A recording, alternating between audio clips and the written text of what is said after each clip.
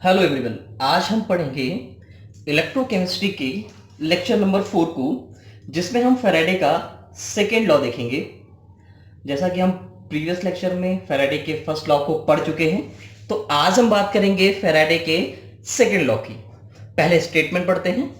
When two और more electrolytic cell are connected in series, that means same current pass through the electrolytic cell, then weight of substances deposited at respective electrodes will be directly proportional to their equivalent masses।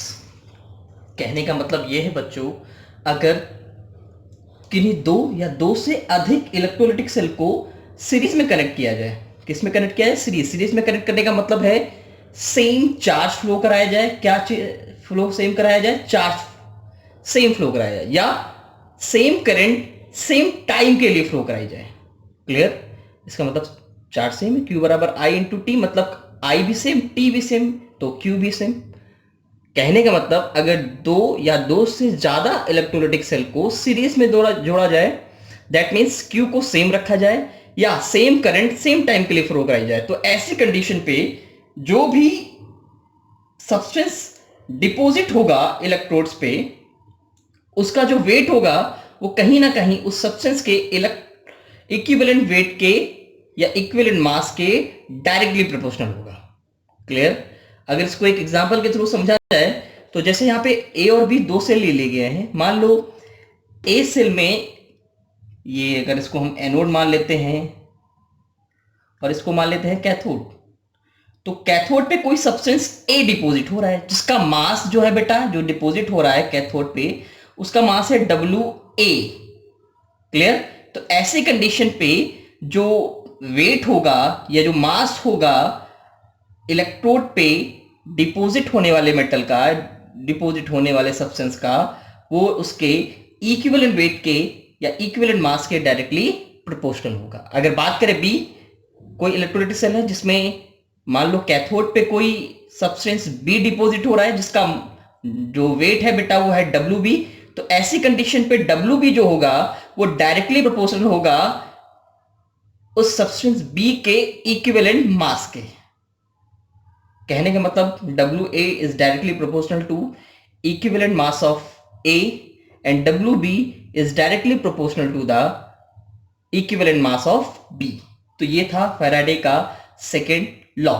बहुत easy है बेटा, एक बार फिर से ध्यान से पढ़ते हैं, समझते हैं। मान लो किन्हीं दो इलेक्ट्रोलिटिक सेल को आपस में सीरीज में कनेक्ट किया गया। सीरीज में कनेक्ट करने का मतलब है बेटा कि सेम चार्ज फ्लो कराया जा रहा है या फिर सेम करंट सेम टाइम के लिए फ्लो कराई जा रही है। तो ऐसी कंडीशन पे जो सब्सटेंस डिपॉजिट होगा इलेक्ट्रोड पे, उसका जो वेट होगा वो वेट उसके इक्विवेलेंट मास के डायरेक्टली प्रोपोर्शनल होगा। क्लियर बेटा? जैसे यहाँ पे WA सब्सटेंस डिपॉजिट हो रहा था, WA directly proportional to EA, and यहाँ WB डिपॉजिट हो रहा था, WB is directly proportional to EB। अगर एक एग्जांपल देखा जाए तो एग्जांपल से भी समझ सकते हैं। चलिए देखते हैं एग्जांपल। देखिए बच्चों, यहां पे एक एग्जांपल लेते हैं। यहां पे तीन इलेक्ट्रोलाइटिक सेल को आपस में सीरीज में कनेक्ट किया गया है। मतलब सीरीज में कनेक्ट करने का मतलब क्या है बेटा? मतलब सेम चार्ज फ्लो कराया जा रहा है, या इनडायरेक्टली हम ये भी बोल सकते हैं कि सेम करंट सेम टाइम के लिए फ्लो कराई जा रही है। समझे बच्चा? तो बेटा ऐसी कंडीशन पे मान लो एक जो सेल है इसमें AgCl लिया गया है। क्लियर? इसमें लिया गया है बेटा एक्वस AgCl, और एक में टंगस्टन का हेक्साक्लोराइड लिया गया है, और एक में लिया गया है बेटा मोल्टेन AlCl3। क्लियर? ये तीन इलेक्ट्रोलाइटिक सेल को आपस में सीरीज में कनेक्ट किया गया है। अब हमें बताना है कि डिपॉजिट होने वाले सब्सटेंस का जो मास होगा सबसे ज्यादा किस में होगा, फिर उससे कम किस में होगा, और सबसे कम किस में होगा। मतलब हमें डिपॉजिटेड वेट को डिक्रीजिंग ऑर्डर में लिखना है। क्लियर बेटा? तो बात करते हैं फर्स्ट सेल की। बेटा जैसे कि हमने फैराडे के सेकेंड लॉ में पढ़ा है कि जो मास डिपॉजिट होगा या जो वेट डिपॉजिट होगा, कहीं ना कहीं उसके इक्विवेलेंट मास के बराबर होगा। तो जैसे बात करें अगर हम यहाँ पे कैथोड की, मान लो ये कैथोड है, तो बेटा AgCl अगर लिया गया है, एक्वस AgCl लिया गया है, तो कैथोड पे हमें क्या मिलने वाला है? अगर हम एक्वस AgCl वाले इलेक्ट्रोलाइटिक सेल की बात करें तो बेटा हमें कैथोड पे क्या मिलने वाला है? कैथोड पे हमें मिलेगा Ag। क्लियर? तो according to Faraday second law, the weight of deposited mass of Ag is directly proportional to the equivalent weight of Ag। Clear?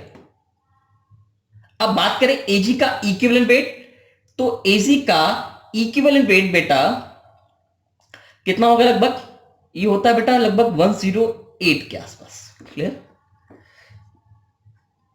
ये फर्स्ट हो गया। क्लियर? अगर हम बात करते हैं बेटा सेकेंड सेल, इसमें टंगस्टन का हेक्साक्लोराइड लिया गया है, तो यहां पे जो बेटा सेकेंड सेल में जो वेट ऑफ डिपॉजिटेड टंगस्टन होगा, भाई यहां पे कैथोड पे पॉजिटिवली चार्ज ही मेटल आएगा, W जाएगा। मान लो कैथोड पे जो डिस्चार्ज होने वाला मेटल है वो क्या है? टंगस्टन। तो weight of tungsten is directly proportional to the equivalent weight of tungsten. Clear? अब बात करें इक्विवेलेंट वेट, तो बेटा हमने इक्विवेलेंट वेट के बारे में कई बार पढ़ा हुआ है कि इक्विवेलेंट वेट बराबर होता है बेटा मोलर मास या मॉलिक्यूलर मास या एटॉमिक मास, जो भी है, यहां बात करते हैं atomic mass divided by n factor. Clear? अब हम चर्चा करें अगर Ag का इक्विवेलेंट मास का, तो Ag का इक्विवेलेंट मास क्या होगा बेटा? अगर हम Ag का इक्विवेलेंट मास निकाले तो क्या होता है? 108 इसका एटॉमिक मास होता है, और n फैक्टर, चूंकि यहाँ पे Ag एक ही इलेक्ट्रॉन रिलीज करके Ag प्लस से Ag में जा रहा है, तो n फैक्टर भी 1 होगा। तो यहाँ पे Ag का इक्विवेलेंट मास आया 108। लेकिन अगर टंगस्टन की बात करें तो टंगस्टन का लगभग एटॉमिक मास होता है बेटा 184 के आसपास। क्लियर? और यहां पे जो टंगस्टन होगा, यहां 6 इलेक्ट्रॉनों को रिलीज करके 6 इलेक्ट्रॉनों को आई थिंक रिलीज नहीं करेगा, 6 इलेक्ट्रॉनों को ले करके एक्सेप्ट कर करके टंगस्टन मेटल में डिपॉजिट होगा। तो यहां पे 184 divided by 6 that is equivalent. अगर इसको हम डिवाइड करें तो बेटा ये आएगा लगभग 24 के आसपास। क्लियर?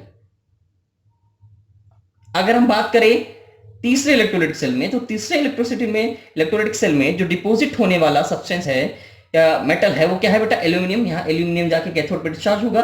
तो अगर बात करें एल्यूमिनियम की, तो एल्यूमिनियम का जो वेट डिपॉजिट होगा कैथोड पे वो बराबर होगा उसके इक्विवेलेंट मास के बराबर। और एल्यूमिनियम का अगर इक्विवेलेंट मास निकाले तो बेटा ये होता है 27 divide by 3 that is equals to 9।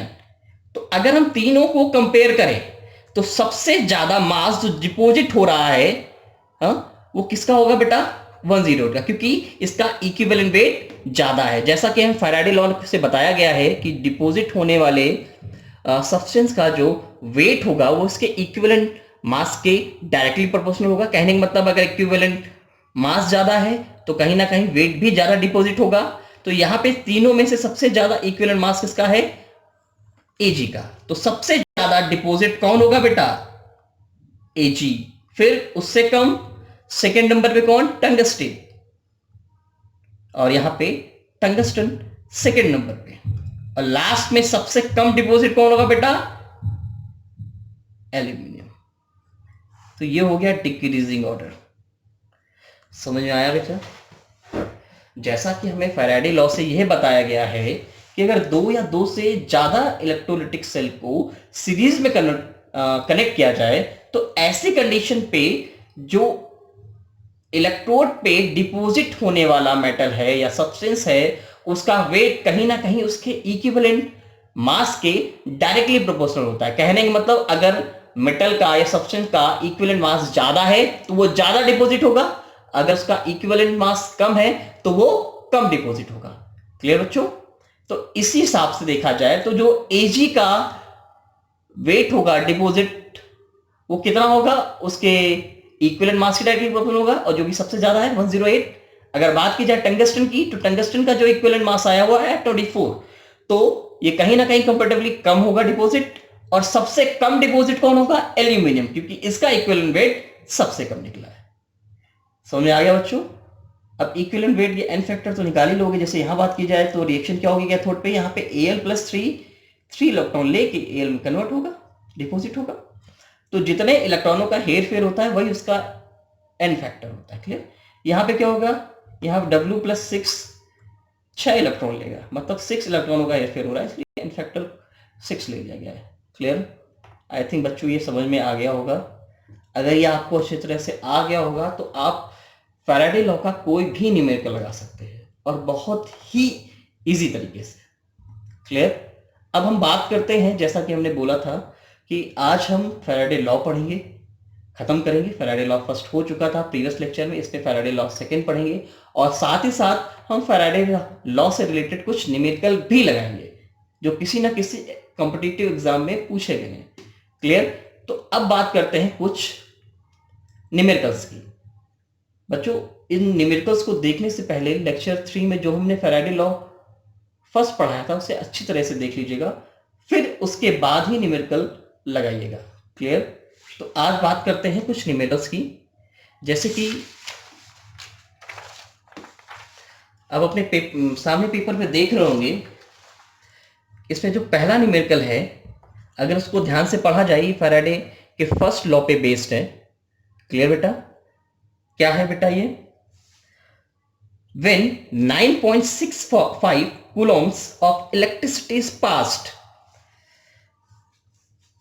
through a solution of AgNO3, the amount of deposited is।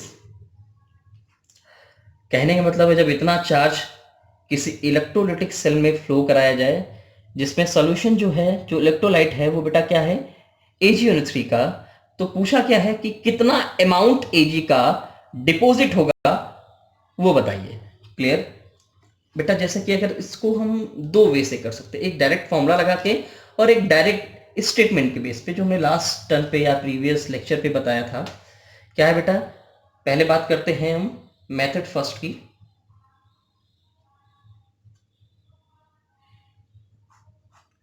Clear. क्योंकि बेटा अगर हम पूरी इलेक्ट्रोलाइटिक सेल की रिएक्शन लिखिए तो काफी हद तक कुछ क्लियर हो जाएगा। क्या देखो बेटा, जैसे मान लिया हम एक इलेक्ट्रोलाइटिक सेल लिया था। क्लियर।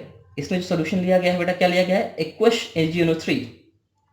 AgNO3 क्योंकि हमें मास निकालना है, यहाँ पे जो डिपॉजिट मास होगा बेटा वो Ag ही डिपॉजिट होगा।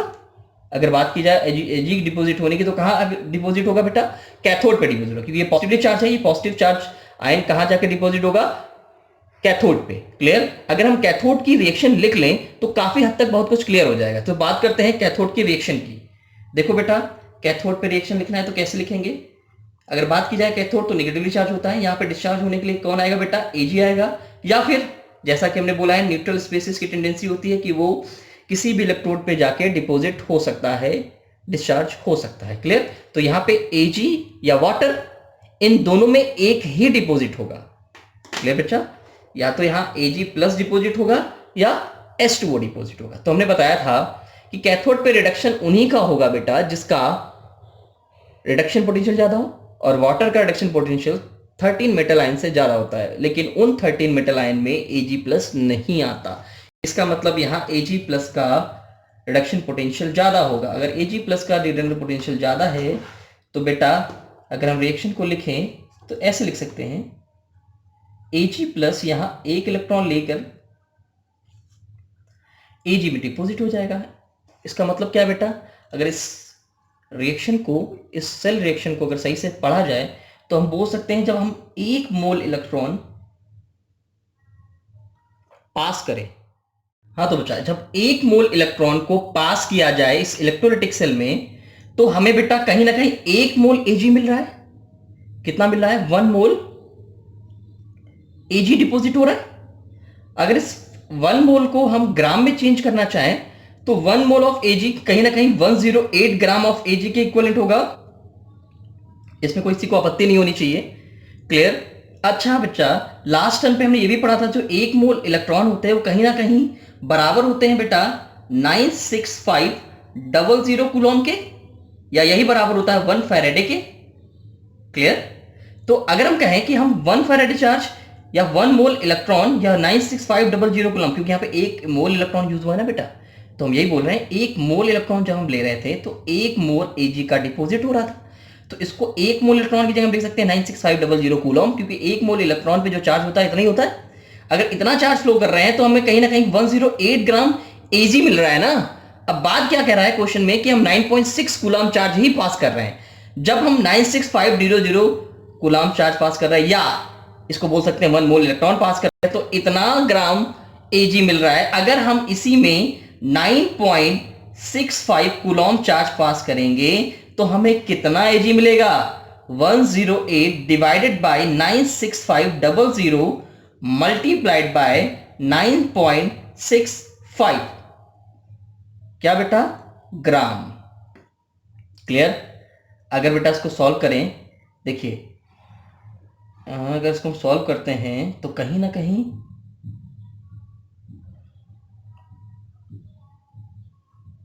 इसको हटाएंगे, यहाँ 20 और लग जाएंगे, ये पूरे से पूरा कट गया, 1 लिख के 40। क्लियर? मतलब 10 की पावर -4, ये 10 की पावर -4 ऊपर चला जाएगा, तो इसको हम ऐसे लिख सकते हैं बेटा 108 इंटू 10 की पावर -4। क्लियर? क्या बेटा? ग्राम। क्लियर? इसको हम ये भी तो लिख सकते हैं 10.8 इंटू 10 की पावर -3 ग्राम। अब 10 की पावर -3, तो इसको हम इसमें भी तो लिख सकते हैं कि 10 की पावर -3 को हम लिख सकते हैं मिलीग्राम, 10 की पावर 3 ग्राम को लिख सकते हैं मिलीग्राम। तो ओवरऑल इसको लिखा जा सकता है 10.8 मिलीग्राम। आ गया आंसर? हमारा ऑप्शन नंबर फर्स्ट करेक्ट है। ये तो रहा यूनिटरी मेथड, ये तो रहा जो चीज़ हमने पढ़ी है, जो चीज़ सीखी है उसका अप्लाई करके। अब बात करते हैं अगर हम फॉर्मूले को अप्लाई करके देखना चाहें, सॉल्व करना चाहें, तो कैसे सॉल्व करेंगे? तो हमने फॉर्मूला पढ़ा था, mass of deposited ion at opposite electrode is equals to, क्या पढ़ा था बच्चों हमने? ई आई टी या फिर E into Q divided by 96500। Clear बच्चों? हमें मास निकालना है जो डिपॉजिट हुआ है। ई इक्विवेलेंट मास की बात की जाए तो बेटा इक्विवेलेंट मास की बात की जाए एजी के इक्विवेलेंट मास की, तो ये होता है 108। भाई इक्विवेलेंट मास की बात की जाए एजी के, तो इक्विवेलेंट मास जो होता है वो बराबर होता है atomic mass divided by n factor. अब जैसा कि रिएक्शन में देख रहे हैं कि एक ही इलेक्ट्रॉन ट्रांसफर हो रहा है, तो एन फैक्टर 1 हो गया। तो इक्विवेलेंट मास क्या हो गया? एटॉमिक मास कितना होता है? 108 डिवाइडेड बाय 1, ओवरऑल 108। तो 108 इसका इक्विवेलेंट मास। चार्ज कितना पास कराया जा रहा है? 9.65 डिवाइडेड बाय 96500। सॉल्व करोगे तो बेटा आएगा 10.8 मिलीग्राम। तो भाई जो भी तरीका आपको अच्छा लगे उससे आप सॉल्व कर सकते हैं। ये दोनों मेथड बता दिए, मेथड फर्स्ट और अगर बात की जाए मेथड सेकेंड की।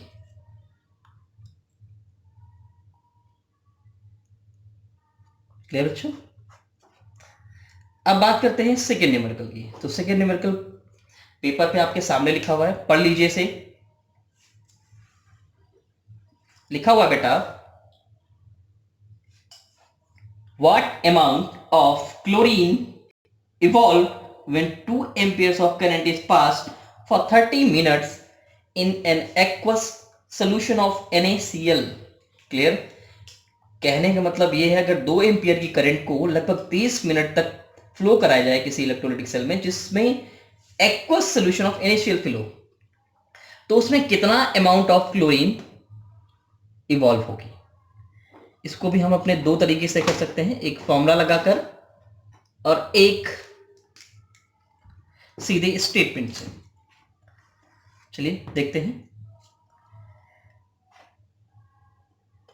अगर बात करें हम फर्स्ट मेथड की, तो बेटा फर्स्ट मेथड के अकॉर्डिंग क्या क्या दिया गया है कि जब पहले तो सेल इलेक्ट्रोलाइटिक सेल बना लेते हैं और इसके बाद देख लेते हैं कि भाई क्लोरीन मिलेगी कहाँ हमको। इसमें क्या लिया गया है? एक्वस NaCl लिया गया है, ये पॉजिटिव ये निगेटिव। अगर क्लोरीन चाहिए तो क्लोरीन है निगेटिवली चार्ज, कहाँ जाके डिपॉजिट होगा? एनोड पे। तो इसके लिए हमें क्या लिखनी होगी? Anode reaction. तो देख लेते हैं एनोड तो क्या रिएक्शन होगी, एनोड पे डिस्चार्ज होने कौन आएगा बेटा, या तो Cl माइनस आएगा, या चूंकि एक्वस सोल्यूशन है तो वाटर भी आ सकता है। तो हमने जैसा ही बताया था इन दोनों में वही जाके वही ऑक्सीडाइज होगा जिसका ऑक्सीडेशन पोटेंशियल ज़्यादा होगा, और ऑक्सीडेशन पोटेंशियल उसी का ज़्यादा होता है जिसमें नंबर ऑफ ऑक्सीजन एटम कम हो, तो जाहिर सी बात है इसका ऑक्सीडेशन होगा। अगर बात की जाए तो यहाँ पे 2 Cl माइनस कहीं ना कहीं 2 इलेक्ट्रॉन निकाल करके Cl2 में कन्वर्ट हो जाएंगे। मतलब क्या है, ध्यान से सुनिए, जब 2 मोल इलेक्ट्रॉन का यूज किया जा रहा है तब जाके 1 मोल क्लोरीन गैस पास हो रही है, 1 मोल क्लोरीन गैस पास हो रही है। क्लियर, ऐसे लिख सकते हैं, when 2 mole electron pass through the electrolytic cell then 1 mole of chlorine gas is evolved। Clear, फिर से इस 2 मोल इलेक्ट्रॉन को अगर इस 1 मोल को हम कन्वर्ट करें तो 2 मोल इलेक्ट्रॉन की जगह बोल सकते हैं 2 इंटू 96500 कूलम चार्ज। जब इतना चार्ज फ्लो करा रहे हैं तो 1 मोल क्लोरीन गैस, 1 मोल क्लोरीन गैस का अगर ग्राम में वेट देखें तो कहीं ना कहीं 71 ग्राम होता है। क्लियर बच्चों, इसका मतलब इतना चार्ज फ्लो कराने पे 71 ग्राम डिपॉजिट हो रहा है। तो बेटा चार्ज कितना दिया गया है, यहां बेटा I दिया गया है 2 एम्पियर करंट, कितने टाइम के लिए, 30 मिनट। 30 मिनट को अगर कन्वर्ट करें सेकेंड में, क्योंकि Q बराबर IT में I होता है एम्पियर में और T होता है सेकेंड में, तो 30 मिनट्स मतलब 30 इंटू 60 सेकेंड, कहीं ना कहीं 1800 सेकेंड आ गया। क्लियर, इतना टाइम, इतना चार्ज, तो सॉरी इतना करंट, तो अगर चार्ज की वैल्यू निकालनी तो Q बराबर IT, I कितना है 2 एम्पियर, टाइम कितना है 1800, कितना आ गया 3600, इतना कूलम चार्ज।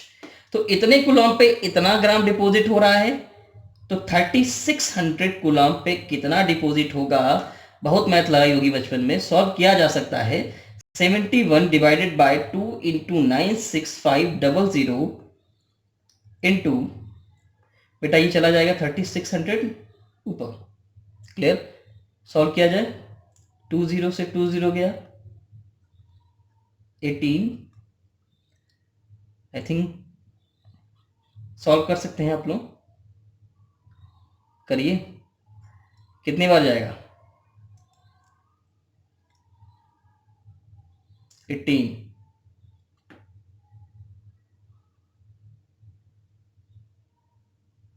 5,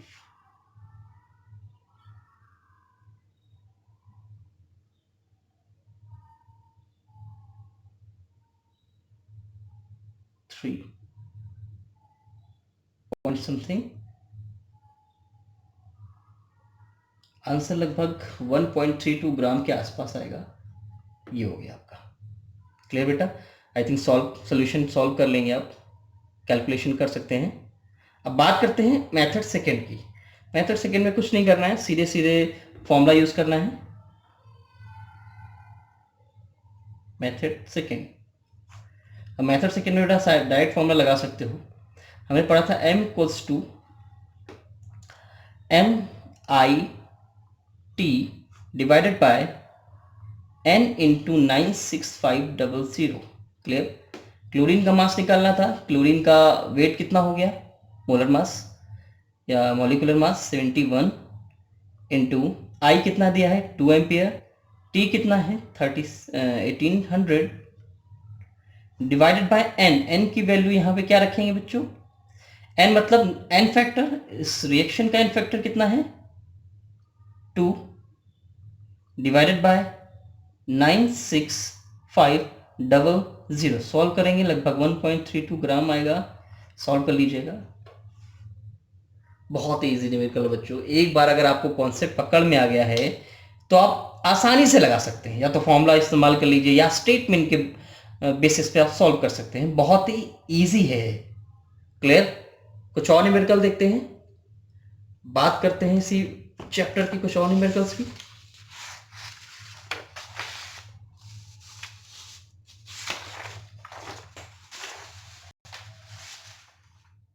चलिए बात करते हैं क्वेश्चन नंबर 3 की।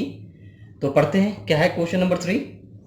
लिखा है the number of electrons required to deposit 1 gram atom of aluminium clear, from a solution of aluminium chloride will be, clear, जहां पे n is the Avogadro number, option है 1n 2n 3n 4n।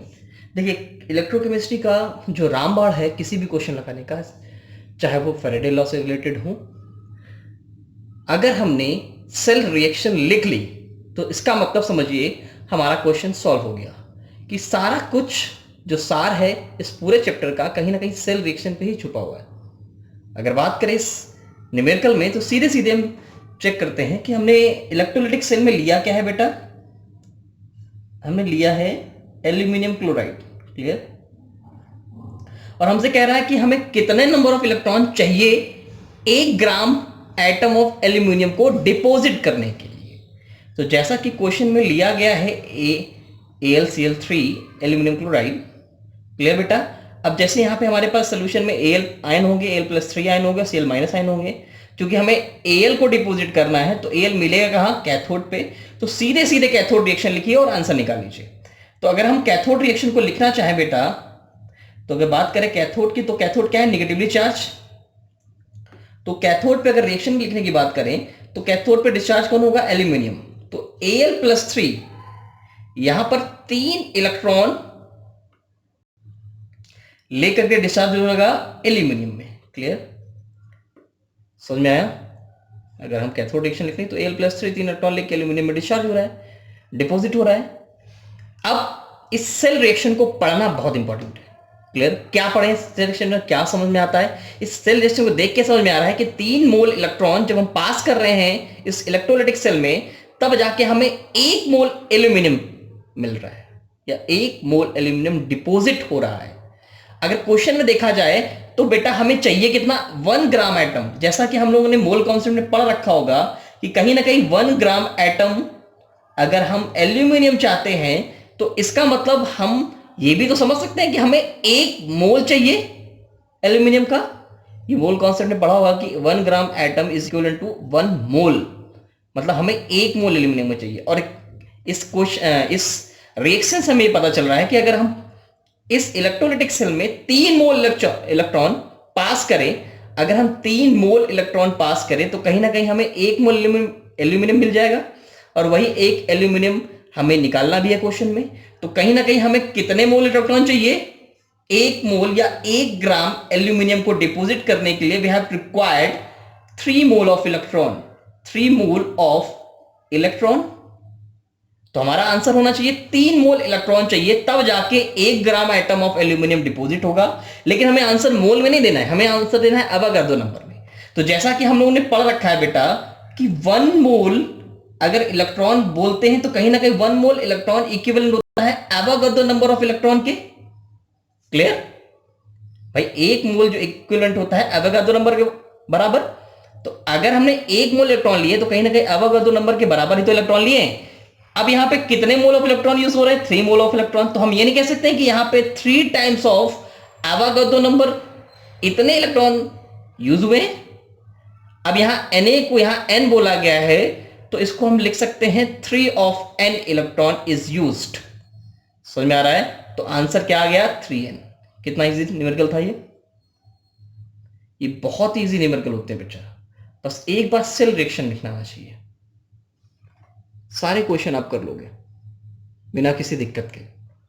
जैसे next question में अगर question पढ़े तो कह रहा है कि 3 फैराडे चार्ज पास किया जा रहा है, लिखा है 3 Faraday of electricity are pass through molten Al2O3 aluminum oxide, aqueous solution of CuSO4 and molten NaCl taken in different electrolytic cells. The amount of aluminum, copper and Na deposit at electrodes will be in the ratio of option है 4। हमें solve करना है। ये बहुत ही easy numerical है। 3 cell लिए जा रहे हैं, तीनों में सेम इलेक्ट्रिसिटी पास की जा रही है, मतलब तीनों ही सीरीज में। ये फैराडे के सेकेंड लॉ से रिलेटेड न्यूमेरिकल है, बहुत इजी है। जैसा कि मैंने बोला कि सेल रिएक्शन लिख लीजिए और सारा डाउट खत्म, सारे क्वेश्चन सॉल्व हो जाएंगे। यहां भी बात करते हैं कैसे लिखें। देखिए पहला जो सेल लिया गया है उसमें क्या लिया गया है, molten Al2O3, Al2O3। चूंकि हमें चाहिए क्या, एल्यूमिनियम। एल्यूमिनियम मिलेगा कहां बेटा, कैथोड पे मिलेगा। तो यहां पे भी सेम से रिएक्शन लिख लो, यहां कहीं ना कहीं कैथोड पे Al+3 3 इलेक्ट्रॉन लेकर Al में कन्वर्ट हो रहा होगा। मतलब 3 फैराडे चार्ज या 3 मोल इलेक्ट्रॉन जब पास करेंगे तो 1 मोल एल्यूमिनियम का मिलेगा। समझ आ रहा बच्चों? अगर इसको हम समझना चाहें इस रिएक्शन को तो ऐसे समझ सकते हैं कि अगर हम 3 फैराडे चार्ज, या फिर हम इसको ऐसे बोल सकते हैं 3 फैराडे इक्विवेलेंट होगा 3 मोल इलेक्ट्रॉन। अगर 3 मोल इलेक्ट्रॉन, या इसी को हम बोल सकते हैं बेटा, क्या बोल सकते हैं, 3 टाइम्स ऑफ 96500 कूलॉम चार्ज पास करते हैं, तब जाके हमें क्या मिल रहा है, 1 मोल एल्यूमिनियम मिल रहा है। क्लियर? अब हम 3 फैराडे चार्ज ही फ्लो कर रहे थे, इसका मतलब हम अगर 3 फैराडे चार्ज फ्लो करेंगे तो एक मोल NaCl मिलेगा। किसी को कोई डाउट नहीं? अब दूसरे सेल की बात करते हैं। दूसरे सेल में बेटा क्या लिया गया है, दूसरे सेल में कहीं ना कहीं aqueous solution of copper sulphate लिया गया है। तो अब यहां पे कॉपर को डिपॉजिट करना है, तो कॉपर डिपॉजिट कहां होगा, कैथोड पे। कैथोड पे रिएक्शन क्या होगी बेटा, यहां Cu+2 आयन 2 इलेक्ट्रॉन लेके 1 मोल Cu में डिपॉजिट होगा। अगर इसको सही से समझना चाहें तो हम ये बोल सकते हैं कि अगर हम 2 फैराडे चार्ज, भाई 2 मोल इलेक्ट्रॉन यूज हो रहे हैं, मतलब कह सकते हैं 2 फैराड चार्ज, जब 2 फैराड चार्ज पास कर रहे हैं तब जाके हमें 1 मोल कॉपर मिल रहा है। लेकिन हमें क्वेश्चन में कितना चार्ज फ्लो कराना है, 3 फैराडे चार्ज। जब 2 फैराडे चार्ज पास कराने पे 1 मोल मिल रहा है, तो 3 फैराडे चार्ज फ्लो करने पे कितना मिलेगा, इसका जस्ट 1.5 गुना हो जाएगा बच्चों, मतलब 1.5 मोल ऑफ Cu मिलेगा। क्लियर? अगर हम 3 फैराडे चार्ज पर पास करते हैं एल्यूमिनियम ऑक्साइड वाले सेल पे तो 1 मोल एल्यूमिनियम मिलेगा।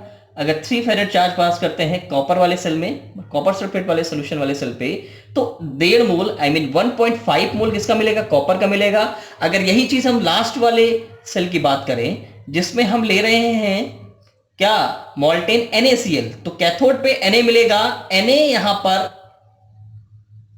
1 मोल ऑफ इलेक्ट्रॉन लेके 1 मोल ऑफ Na प्रोड्यूस करेगा। मतलब अगर हम 1 फैरेड चार्ज पास करें इस NaCl वाले इलेक्ट्रोलाइटिक सेल में, तब जाके हमें 1 मोल Na मिलेगा। लेकिन क्वेश्चन में पास कितना किया जा रहा है, 3 फैरेड। इसका मतलब क्या है, 3 फैरेड अगर चार्ज पास करेंगे तो हमें 3 मोल ऑफ Na मिलेंगे। अब अगर हम तीनों का रेशियो निकालना चाहें तो एल्यूमिनियम 1 मोल, अगर 3 फैरेड चार्ज पास कर रहे हैं तो एल्यूमिनियम 1 मोल मिल रहा है। और अगर 3 फैराड चार्ज पास कर रहे हैं कॉपर सल्फेट सॉल्यूशन में तो 1.5 मोल इसका मिल रहा है। और 3 फैराड अगर NaCl में पास कर रहे हैं तो हमें क्या मिल रहा है बेटा, 3 मोल ऑफ Na। अगर रेशियो निकालना चाहें तो कहीं ना कहीं 1:1.5:1। समझ में आ रहा है? इसका मतलब आंसर कौन सा सही होगा, 1 मोल रेशियो 1.5 रेशियो 3 मोल। क्लियर? इसका मतलब ये आंसर करेक्ट, इधर ये आंसर करेक्ट था। ये बहुत ही इजी न्यूमेरिकल है, एक बार सिर्फ और सिर्फ कॉन्सेप्ट को ध्यान में रखना है, सेल रिएक्शन लिखना आना चाहिए। ये चैप्टर बहुत इजी है, कहीं से भी क्वेश्चन बना लिया जाए आपसे छूटेगा नहीं, अगर सही से थ्योरी को ध्यान में रख के पढ़ा गया है तो। क्लियर? नेक्स्ट अगले वीडियो में हम बात करेंगे गैल्वेनिक सेल की, वोल्टाइक सेल की। क्लियर बच्चों?